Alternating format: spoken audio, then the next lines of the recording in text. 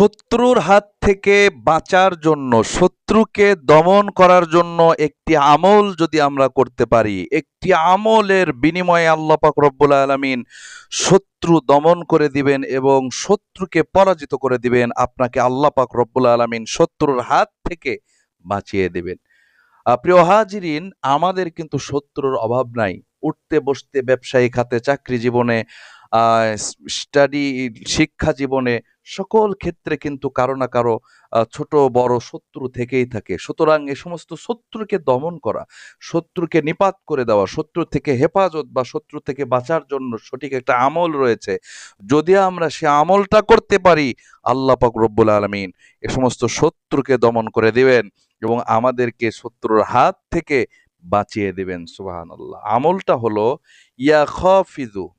এই আমলটা, এই শব্দটা বা এই এসএমটার আমল কিভাবে করতে হবে?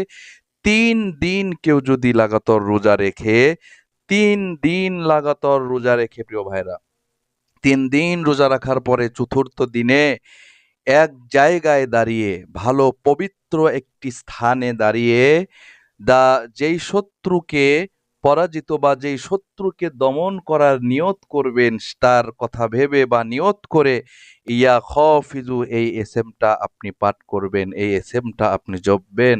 অবশ্যই আপনার শত্রু দমন হয়ে যাবে ইনশাআল্লাহ।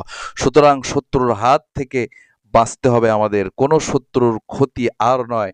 আমরা যদি আমলটা করতে পারি, সকল শত্রুর ক্ষতি থেকে আল্লাহ পাক আমাদেরকে বাঁচিয়ে দেবেন এবং সকল শত্রু আমাদের থেকে দমন হয়ে যাবে এবং সকল শত্রু আর ষড়যন্ত্র ক্ষতি করতে পারবে না ইনশাআল্লাহ।